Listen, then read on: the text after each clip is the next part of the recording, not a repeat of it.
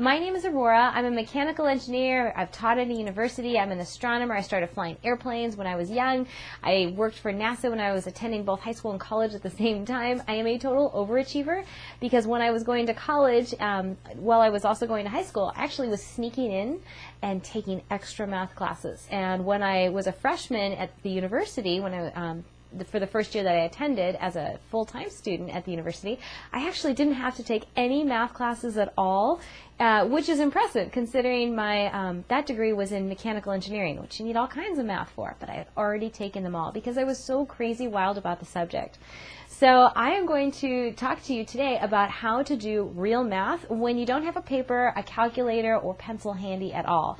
And we're going to set the framework and set the foundation for how to do some of the lessons I'm going to share with you a little further down the road. Now, how many times have you needed to calculate something, say 67 times 5? And you didn't have a calculator handy. You know, your iPhone's dead and you didn't have paper and pencil, and even if you did, you're just too lazy to figure it out anyway. But you want to know if you've got enough money in your pocket to cover what you want to buy. So there's a lot of math comes up in everyday life that we're just not prepared for simply because we didn't practice it when we were younger. For example, if I gave you the problem to write down on paper and I said, tell me what 10 times 3 is, could you do it like that? Well, sure, you'd say it's 30. Why? Because it's easy and you've practiced your times tables, right? But if I give you something harder, like 19 times 67, you might stop and think, hang on, I need a paper, because that's what you're trained to do. So we are going to set the foundation so you won't need to rely on paper and pencil anymore, whether you're counting calories, figuring out how much, what your gas mileage is, figuring out, you know, anything that you'd need to know in everyday real life, how much a cup of coffee is, what the change is back from a $10 bill to make sure you're not getting ripped off, or make sure that it's not happening the other way so you can give it back if you need to. But the point is to make math much more useful than maybe you've been conditioned to in the past. Okay, so the first lesson for us today then, in order to lay that foundation, is learning how to do math from left to right. And here's what I mean by that. Normally when we do a math problem, we say we're doing a problem like 15 plus 5. Now you probably already know the answer is 20. But pretend that you didn't. So 15 plus 5, to figure that out, first thing you would need to do on paper is you'd write it out, right? And that takes some time. And then after that, you'd start with the ones or the tens. You'd actually start with the ones, right? You'd say 5 plus 5. Oh, wait, there's a carry coming in. Okay, now I'm going to write the 0 down. And you've already gone, what, 10, 15, 20 seconds into the problem, and you still don't have the answer. So what I'm going to suggest for mental math, and it's way easier, is the first thing you want to do is get a ballpark idea of what your answer is going to be. Is it $100? Is it $1,000? How many people do you expect to fit into this section of the stadium?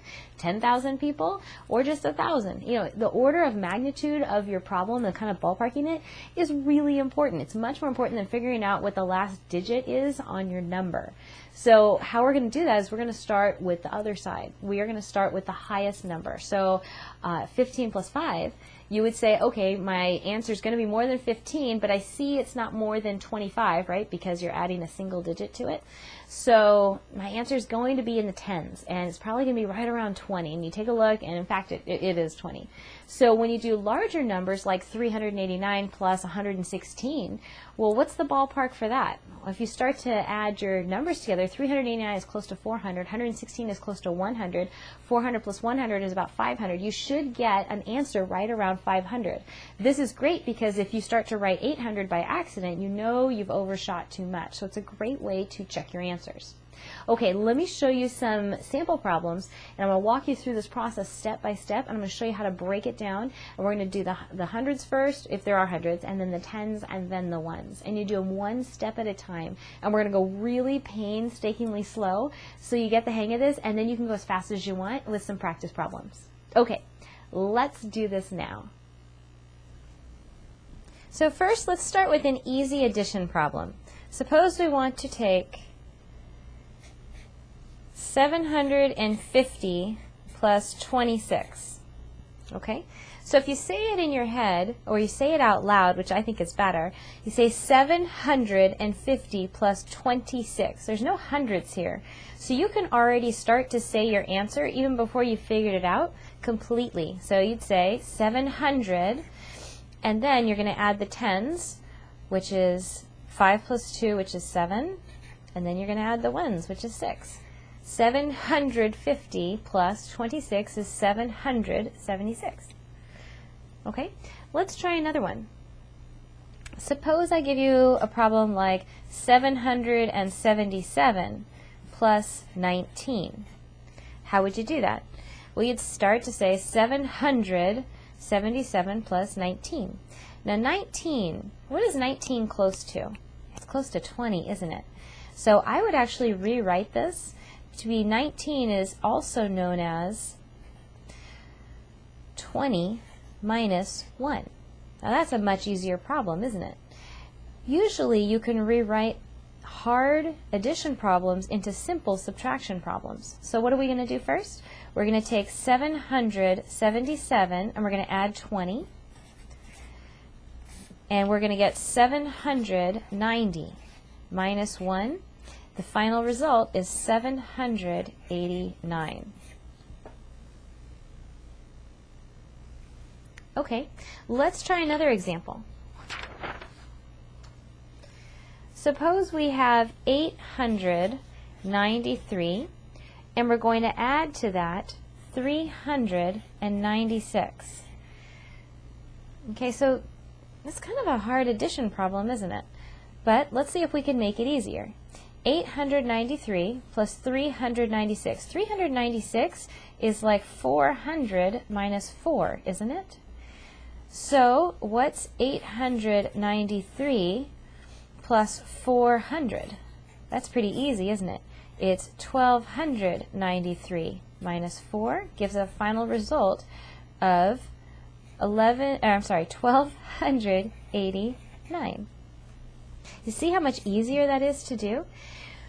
It is useful to know how to do this longhand on paper, but when you don't have paper or pencil, this is a much easier problem to do, especially in your head. Okay, let's try another one. And this one's going to be subtraction. Suppose I ask you, what's 100 minus 75? Could you do that quickly? Sure you can. You're going to tell me that the answer is 25, aren't you?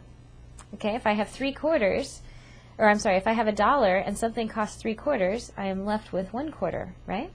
Okay, so knowing what the complement is really useful, especially when you do 3-digit addition or subtraction problems.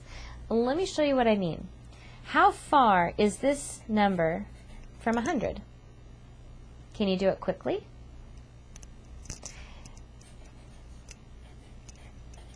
Did you get this? I hope so. Okay, let's try another one. How far is this number from 100? You should get 24. If you can't do it quickly, think about it this way. And to find the complement to 100, how far it is all you need to do is add a digit to make this first tens digit turn to 9 and this digit turn to 0. Turn to 10, I should say, not 0. Okay? So if I asked you how far this one is for 100, what would you add to 3 to make it a 9? You'd add a 6, right? What would you add to a 3 to make it a 10?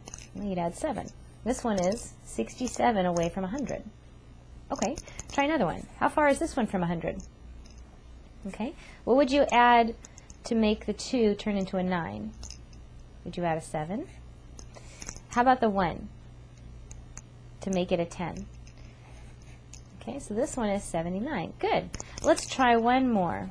How far is 88 from 100? What would you add to 8 to make it a 9? A 1, right? How about, what would you add to an 8 to make it a 10? A 2. Okay, so knowing complements is really going to help, especially when we do these types of problems. If I ask you, what's 256 minus 49?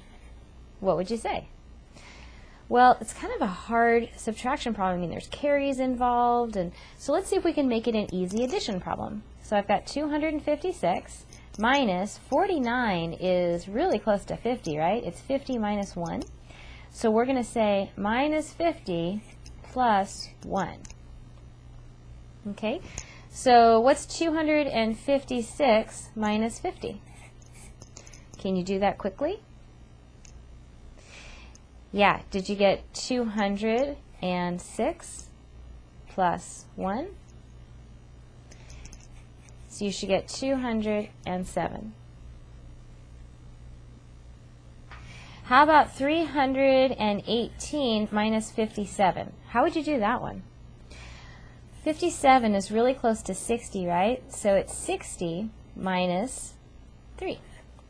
So 318 minus 60. Ooh, that might still be too hard, huh? Well, let's see if we can do it. 318 minus 60. So does this still look a little hard? Think of it this way. What's 31 minus 6? Just go ahead and cancel that part of the problem out. 31 minus 6, can you do that in your head? Did you get 25? And then you drop this number down, so I have 258. Okay, but I took away too much, didn't I? I took away 60. I should have only taken away 57. So whatever you take away, you've got to bring back. So I'm going to add 3 to get 261. Yep, there we go.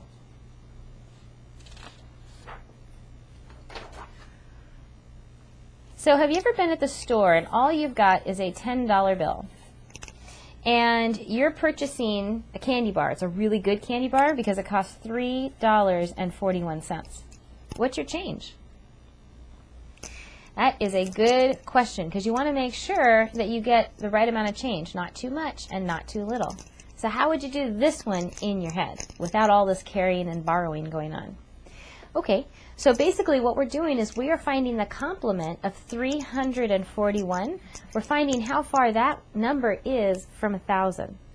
So how do we do that? There's a really easy way. Do you see the 3? How far is the 3 from 9? It's 6, right? Okay, how much do you have to add to a 4 to get to 9? 5. How much do you have to add to a 1 to get 10? Okay, so my change is $6.59. Let's try another one. Suppose you still got a $10 bill, but now you've got 2 candy bars and they're both different prices. So you actually paid $6.78. What's your change from $10 bills from a $10 bill for $6.78 worth of $6.78 worth of candy? Okay, what do you add to the 6 to get to a 9? So you can already start to say your answer even if you haven't filled out the whole thing, and people think you're doing your math even faster when you do this, which is great. Okay, so I would say it's $3.22 because 3 plus 6 gives you 9, 7 plus 2 gives you 9, and 8 plus 2 gives you 10. Easy as that. Okay, and let's suppose you had one more friend that came along and they picked out something else, so your total bill is now $8.39. And you pay with $10. What would you do? Well, you'd simply say that your change was $1.61. Because again, 8 plus 1 is 9, 3 plus 6 is 9, 9 plus 1 is 10. Now, of course, if you pay $9.90 and you pay with a $10 bill, what's your change? That's already a 9, so that's going to be a 0. That's already a 9. Whoops. And this is a 0, so that's going to be 10 cents. So we're going to cross that 0 out and put 10. So you have a dime left. Okay, just like that. So again, if your last digit is a 0, you can go ahead and write a 0, and you'll need to bump up the next number. Okay, great. Do you see how useful that's going to be? Okay, so if I give you a problem like this, if I say, what's 800 plus 336, could you tell me the answer? Yeah, it's 1136. You did that quickly in your head, didn't you? What if I make it harder? What if I say 840 plus 336. Could you still do it? And you didn't know this top part? Let's see. 800 plus 1100, I'm sorry, 800 plus 300, and I can already look at the tens and see I'm not going to have any carries, so I can say with confidence that my answer is 1100, even before I finish with the tens and the ones. So I know it's going to be 1176, okay, because I'm adding the hundreds, the tens, and the ones. See, when you do this on paper, you start with the ones, then the tens, then the hundreds, right? And so in the first step, all I can say is, well, my answer ends in 6. But that's not nearly as useful as knowing the ballpark figure of about how big my answer is going to be. So I know by looking at the most significant digits here, I can say, well, my answer is going to be around 1100, and that gives me a good idea to make sure. So if I accidentally write 11,000, I know that I'm off. And so when we do it in our head, we always deal with the most important numbers first. Okay, great. Let's add one more digit. Okay, so we're going to cover those up, and we're going to say, all right, 845 plus 336. Now, how much is that? Okay, so 845 plus 336. 845 plus 336. 845, this looks like 850 to me. Okay, and we're going to minus 5, right?